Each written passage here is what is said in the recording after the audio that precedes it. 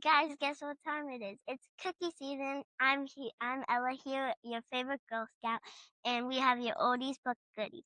Lemonades, dimmits, peanut butter sandwiches, and more. This year we have a new cookie flavor called the Explore Mug. My goal is 200 boxes, so please make that happen.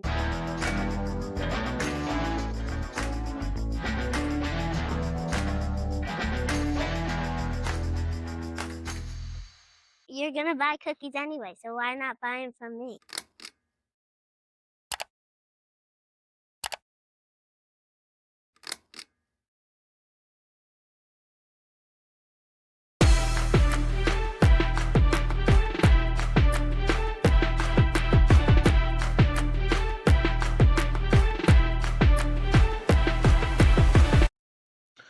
What's up, everyone? Welcome to the Same Philly Sports History for February 4th, 2026. I'm your host, Jim Montgomery. Welcome to a Wednesday edition of the podcast. Happy Hump Day to everyone out there. Let's get into it. And your Sixers are red hot, winning their fifth straight last night out on the West Coast, 113-94 over the Warriors. Yes, the Warriors were shorthanded, but so are the Sixers. Obviously, no Paul George, no Joel, because it was the second half of a back-to-back. But no need to worry. VJ Edgecombe stepped up with 25 points, 7 rebounds, 7 assists. All the starters scored in double digits, so a solid win for the Sixers without their stud, Joel. But 5 straight is 5 straight, so they are looking good. And again, maybe Paul George being suspended will help this team with growing. Guys like Dominic Barlow, VJ is going to get some play, so I like it. But they are back in action tomorrow night in LA to take on the Lakers. But 5 straight wins for the Sixers. And stop the presses. The Flyers won a game last night, 4-2, down at the X versus the Capitals. 4 guys scored for them. Travis Konechny had 2 goals. Flyers beat the Capitals 4-2. They're back home tomorrow against the Senators. One last game before the Olympic break. A much-needed break for the Flyers, I must say. Phillies truck is on the way to Clearwater. That's it. That's the story. Nick Castellanos is still on the team. I did hear on the radio that Justin Crawford went to a 2-week boot camp on playing outfield with Eric Davis, which is pretty cool. And a lot of people were ripping it because, why weren't they doing this earlier? But I don't know, maybe they could have done it earlier. But I actually like this because Eric Davis was a pretty good outfielder. So that's all we have on the Phillies, but the trucks are heading down 95, down to Clearwater. And there was no updates for the Eagles as we move into the Super Bowl. But that's okay because we're going to get a lot of Eagles fix here today. Stay tuned for that. Yesterday's trivia question, I asked we talked about the 1976 NBA All-Star game played in Philly. I asked, what other years was the All-Star game played in Philly? That would be 1960 at Convention Hall. That was in honor of the Warriors because the Sixers were not here yet. 1970, 1976 at the Spectrum, and 2002 at the FU Center. Thank you to everybody who reached out regarding that. Some quick housekeeping. Be sure to follow me on all social media platforms at Philly Jimbo. Subscribe to the YouTube channel, Jimbo_Mott. Continue to spread the word as we grow this thing.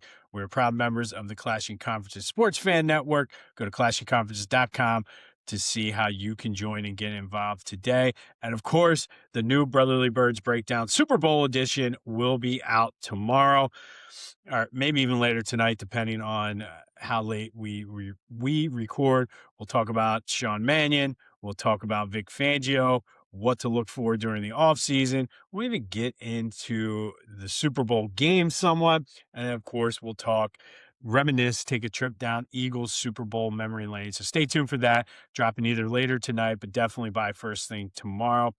And I did want to address a comment on my YouTube the other day to the guy who told me that grammatically a double, triple, double is not correct. 2 things to say about that. I did respond in the comment. One, you're absolutely right. It probably is not correct. It's more of a 20-20-20 triple double or a 20-20-20 game, however you want to say it. But if you do a Google search for double, triple double, Will Chamberlain and Russell Westbrook do pop up. So there is that. But did not know the grammar police were going to come at me for Will Chamberlain having a double double. But these are the times we live in. All right. So before we get into it, the Winter Olympics kick off this weekend. And I'm always a big Olympic fan. I am. Summer more so than winter, but I will definitely be tuning in. It'll be all that's on all of the NBC affiliates and everything.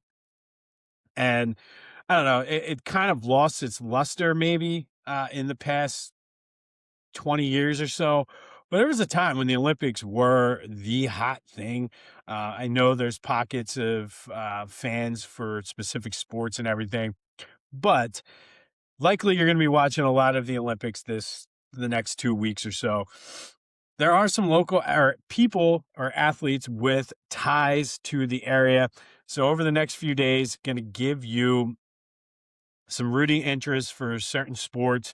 I did it better this time than what I did with the Summer Olympics a couple years ago, where you're going to get these athletes and their profiles before they actually compete. I messed up the last time, but that was on me. So these are athletes. Today, we're going to start it, but these are athletes with local ties competing in the Olympics. And we're going to start with Isabeau Levito, who is an ice skater. If you're anything like me, if you have a wife, if you have a daughter, likely you're going to be watching the ice skating. So this gives you a rooting interest with an American tie and the local flair as well. But Isabeau was born in Philly, grew up in Burlington County. Her home rink is Igloo Ice Rink in Mount Laurel. So anybody out there who knows Igloo Ice Rink, shout out to you. She's coming off of an injury and looking to bounce back. She missed all of last season due to an injury, but she does have the resume. She took the silver in the 2024 World Championships. And she is the 2023 U.S. champion. She won 3 bronze medals at U.S. champions throughout her career, and she's looking to bring home the gold for Team USA. And here's when you can catch her. The team program, they have, I guess, the short and then the individual in ice skating. February 6th, 7:35 a.m. February 8th, if you're a night owl, that's the 2:45 a.m. And then the individual where she's looking to go for gold, February 17th, 12:45, February 19th at 1 p.m. Good luck to Isabeau. Make us, this area, make the Philly area, South Jersey, make us proud and bring home a medal for us. So we'll be cheering Isabeau on here in our house because February 6th is Friday. Likely we'll be watching it during the morning. And then, of course, I'm sure there's going to be all kinds of replays and things like that. But we'll be rooting for Isabeau here. So Isabeau Levito from Philly, raised in South Jersey, is today's Winter Olympic local athlete spotlight. Reppin' Philly ain't a choice. It's a way of life. PhillyGoat.com is your one-stop shop for Philly pride. Use the promo code Jim Montgomery for 10% off. Look fresh, stay Philly, Philly Goat. Go Birds. All right, February 4th. Let's go back to 1973. Flyers and Bruins skated to a 2-2 tie up at the old Boston Garden.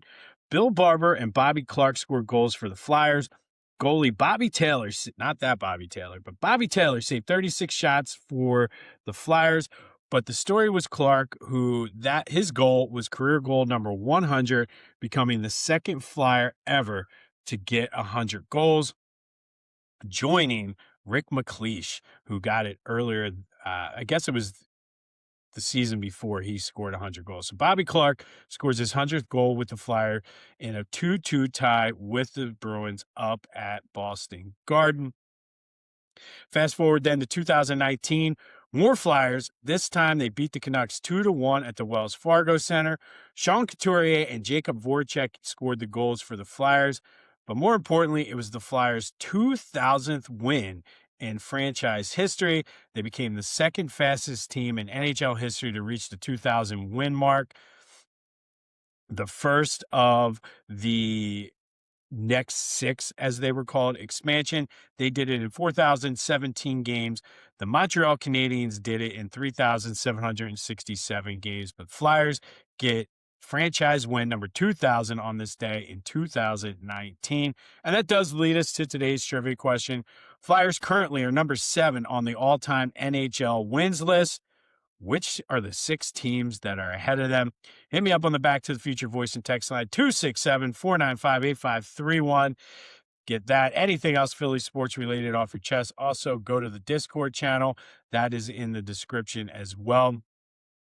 But who are the 6 teams ahead of the Flyers in all-time franchise wins? All right, then we're going to go to 2025. Sixers beat the Mavs 118-116 at the Wells Fargo Center. Tyrese Maxey with 33 points and 13 assists off the bench. Joel Embiid messed around and had a triple-double, 29 points, 11 rebounds, 10 assists, and that essentially was his last good game of last season before getting shut down.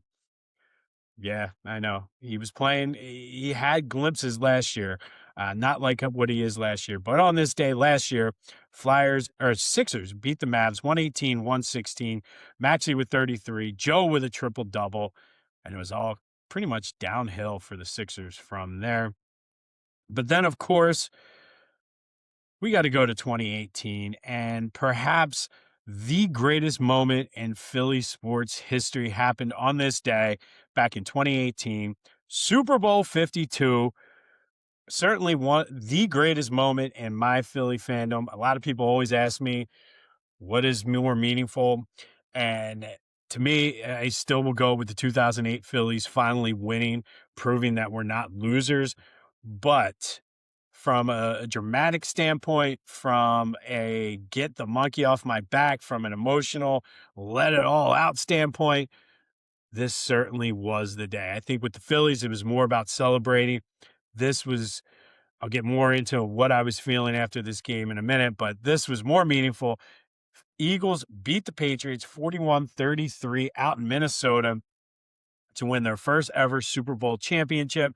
Nick Foles, 373 yards, 3 touchdowns, and a touchdown catch on the Phillies special to take home the MVP honors. I think some of these other stats are lost in there, but LeGarrette Blount ran for 90 yards and a touchdown. Corey Clement went over 100 yards receiving, having 100 on the nose. And of course, that controversial, but to me, to this day, I will say it was a touchdown catch to put the Eagles. I believe that gave them the lead at that point. And then, of course, Zach Ertz with so many memories from this game, but Zach Ertz with the heads up play to score the touchdown. And I think one of the most underrated plays in that Super Bowl was the 4th down little short pass to Zach Ertz after the Patriots had the lead. I think they don't get that. Obviously, the game is over. But I think with all the Philly special, Corey Clement's catch, the pass to Alshon, LeGarrette Blount's runs, all of that, I think what gets lost in there is that 4th and 2, gutsy call by Dougie P. Because the way the Patriots were playing, you punt that, they were likely going to score again anyway. Of course, BG strip sack, one of the greatest moments, because it was like, oh my God, they might actually do this. I remember my wife was like, if you wake up the kids during this game, I remember hugging the dog after they won. I remember waiting for the penalty flag to come down in the end zone on the Hail Mary. But just one of the greatest days of my Eagles fandom. And of course, the emotions just came out. And to be honest, I'll admit it. Yes, there were tears. Yes, there was happiness. But then immediately the built up and pent up aggression and anger came out of me. I remember going on a Facebook Live and calling out the Cowboys fans, the Giants fans, the Steelers fans, all of the fans that over the course of my Eagle fandom told me, but you don't have a Super Bowl ring. I think that just came out. Of course, had a great time at the Super Bowl parade. But this will always be a special day because it's one thing when the Phillies won it in '08, but for the Eagles to finally win the Super Bowl the way they did, and we'll get more into this tonight on the Brotherly Birds breakdown. But this one is different Because, yeah, I mean, Tom Brady played his ass off. Should have probably, uh, minus a couple mistakes, which the Patriots typically don't make. They probably should have blown the Eagles out, but there was just something magical about this team, that Nick Foles magic. And I think those players will always have a special spot. And this one is certainly different than what last year's Super Bowl was. But man, oh man, what a feeling when the Eagles finally won that Super Bowl in 2018 or in 2018 to go to the Super Bowl or to win the Super Bowl. I just remember for months afterwards, just had a different little pep in my step. And no matter what life threw at me, this was pre-COVID, I had young kids. The stresses if you have kids, of having young kids, none of it fazed me. None of it fazed me. I probably have watched this Super Bowl 50 times minimally, maybe closer to 100 just on replay. I remember for months afterwards, I used to work in my basement from home. I would just have it playing on repeat throughout my workday. So at any moment, I could look over and see whatever, because it was an action packed Super Bowl. But that is my rant on the 20 or this in 2018. The Eagles won Super Bowl 52. That's my rant on that. Makes me kind of happy even to this day. If you're watching on YouTube, you can see the smile. It's hard to not smile thinking about that team. But on this day in 2018, the Eagles finally won the Super Bowl, beating the Patriots 41-33. Still have the 41-33 bumper sticker on my truck. I have two more from when that one starts to fade. I'll throw another one on there. Even though we've won another one since then, you never forget your first time. But that does lead us into What If Wednesday, brought to you by Lotwin. Go to lotwin.com for your 3D custom hype chains. Use the promo code Jim Montgomery. Nope, do not use the promo code Jim Montgomery. Use the promo code TCCPOD to take 10% off your order. But these chains are awesome, so go check out lotwin.com. And this was not like 2025. This was not, oh, the Eagles are a dominant team and go toe to toe. The Eagles were heavy underdogs once Carson Wentz went down, and very easily could have lost this game. I think going into it, we all sort of had quiet, blind belief that they were going to win, but I don't think it would have surprised anybody if the Eagles lose this game. So for What If Wednesday, what if it went the other way? What if they lose Super Bowl 52? How does that impact the team? And I think lots of ways, actually. I think obviously you don't have that Foles magic. So I think with Carson Wentz being injured, I don't think there's as pressing need from Carson to want to come back early from that injury and play for fear of losing his job. I think you don't have the rumors came out and everything about how Carson Wentz wanted to completely change the playbook. I don't know if that happens because he's not living in Nick Foles' shadow. So maybe it changes the trajectory of Carson Wentz's career. Maybe Dougie P stays here longer. Maybe they don't draft Jalen. Maybe Carson Wentz takes a whole different path and becomes more of a Jared Goff type. Lots of different things that could happen. And then, of course, the fans' mentality. I think and I mentioned the way my emotions kind of poured out for me. It was like, damn it, I belong in these conversations now. You can't shut me down during NFL arguments about, well, how many Super Bowls do you want? You still have that. And I think because of the way things played out post Super Bowl 52, ultimately, that's what led to Jalen Hurts. That's what led to Nick Sirianni. That's what led to Carson Wentz being traded. Maybe all that doesn't happen, and maybe we're still searching for that elusive first Super Bowl. You never know. Thank God this is just a what if and not reality. Talk about turning the pages. That was the ultimate turning the page moment. But that is What If Wednesday. I would love to know your thoughts because there's so many different ways you can go with this. What would have happened if the Eagles did lose that Super Bowl? We can talk about it because we did win it. But this is not like the other what ifs where it's like, what if they won Super Bowl 39? They didn't. What if they lost Super Bowl 52, which they won? It's an interesting sort of trip down that rabbit hole, but would love to know your thoughts on that. 267-495-8531. That is the Back to the Future voice and text line. Let me know your thoughts on that. But we celebrate today. Hard to believe that that was 8 years ago today that the Eagles won their first Super Bowl. And little did we know we'd have another one in our pocket. So just sort of change the expectations, change the reality of this franchise, and truthfully, should have three at this point. But that's another issue for another day. But congrats, Super Bowl 52. We're still champions in my mind. And then finally today, our Black History Month spotlight. We're talking about players, coaches, athletes, contributors who were forged in Philly. And today we talked a little bit about him last week. One of my all-time favorite people in general, John Chaney, who to me is the pillar of this whole forged in Philly concept.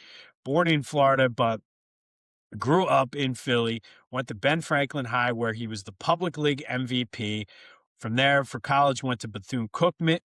Cookman was an NAIA All-American. He played professionally in the Eastern Professional Basketball League and then moved into coaching where he really made his impact. Coached at Sayre Junior High, which is now Sayre High School. Coached at Simon Gratz. From there, moved to Chaney, or Chaney State at the time, but Chaney, where he won the Division II tournament in 1978. Parlayed that into the gig on North Broad at Temple, and we all know what happened at Temple. 5 Elite Eights. He's a Naismith and College Basketball Hall of Famer, a Temple Hall of Famer. The court is named after John Chaney. Like, it's just what he meant is just incredible. The 741 total wins. But that's not what John Chaney is and should be remembered for. Was he a great coach? Absolutely. Was he a great player in his day? Absolutely. But John Chaney was forged in Philly as a player. And he took those lessons and that toughness he learned on the courts and streets of Philly and used that to forge people, not players. He forged people. He made, obviously led them to success on the court. But what I think as an educator, I have that mindset. I think what Chaney did was make these players into men, change them. I mean, he even had an impact on me, and I wasn't even on his team, and I've had limited interactions with him. But that's just the kind of guy he was. He stood for what's right. It was about doing the right thing on and off the court. Um, Making sure grades are done. I've had interactions with him at different disciplinary things for players and things, and he had his players' best interests at heart because at the end of the day, he knew their basketball careers were going to end. So he wanted to make sure they were able to be quality men in life. And to me, that is what John Chaney stood for. That's what that whole forged in Philly means to me. He's forged by Philly to demand excellence, defend education, and never back down from teams. He would play anybody, anywhere, anytime. Also, coaches, we'll get more into that in a little bit, but he wasn't afraid to protect his players by going after certain coaches. Coach Calipari. But in this city, leadership has to mean something. And John Chaney helped define the definition of leadership. A true leader in every sense of the word, forged in Philly, used his Philly roots to help not only players from Philly, because obviously he recruited well in the city, but players from around the country. And I cannot say enough about this man. So, John Chaney, today's Black History Month spotlight with the focus of Forged in Philly. John Chaney stands for everything Philly and Philly basketball should be. All right. On this day in 2018, Eagles win Super Bowl 52, beating the Patriots 41-33. Last year, Sixers beat the Mavs 118-116. Joe messed around, had himself a triple-double before the knee finally gave out on him. 2019 Flyers win their 2000th game in franchise history. And in 1973, Bobby Clark scored his 100th goal as a member of the Flyer, becoming the second to do that.